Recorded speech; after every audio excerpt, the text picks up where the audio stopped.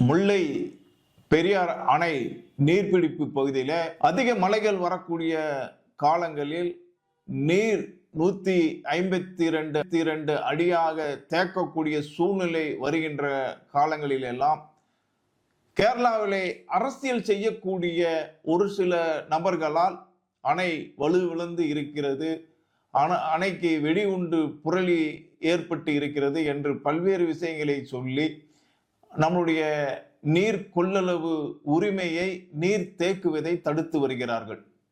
இது பல முறையும் தமிழக அரசு உச்ச நீதிமன்றத்திலே முறையிட்டு வருகின்றது, மத்திய அரசிடம் முறையிட்டு வருகின்றது.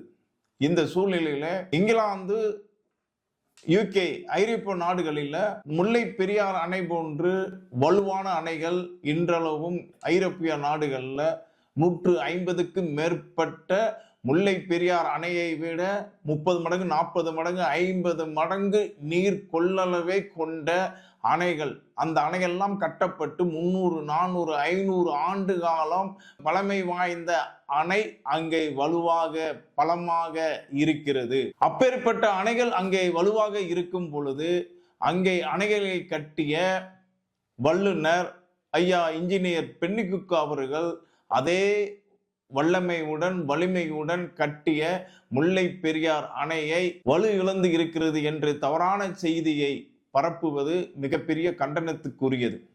இதை மத்திய அரசும் நமது உச்ச நீதிமன்றமும் இங்கிலாந்து நாட்டில் இருக்கக்கூடிய அணைகளை ஆய்வு செய்து அந்த அணையின் வலிமையுடன் முல்லை பெரியார் அணை இருக்கிறது என்பதை ஆய்வு செய்து இந்த பிரச்சனைக்கு ஒரு முற்றுப்புள்ளி வைத்திடல் வேண்டும்.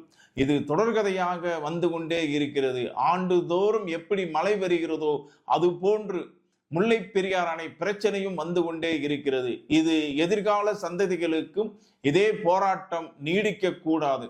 எனவே மத்திய மாநில அரசுகள் தலையிட்டு ஐயா பென்னிக்குக் அவர்கள் கட்டிய இந்த அணை வலிமையுடன் இருக்கிறது என்பதை ஆய்வு செய்து, அதற்கு உதாரணமாக ஐரோப்பிய நாடுகளிலே இங்கிலாந்து அரசாங்கம் கட்டிய அணைகளையும் ஆய்வு செய்து, முல்லை பெரியார் அணையும் ஆய்வு செய்து, இதற்கென்று ஒரு தனிப்பட்ட ஒரு குழுவை அமைத்து அதை போன்றே 300, 400, 500 ஆண்டு காலம் கழிந்தாலும் இந்த முல்லை பெரியார் அணை வலிமையுடன் இருக்கும் என்பதை ஆய்வு செய்து அறிக்கையாக வெளியிட வேண்டும் என்பது இந்த நேரத்திலே நமது மக்கள் முன்னேற்ற கழகத்தின் சார்பாக மத்திய அரசை கேட்டுக்கொள்கின்றோம்.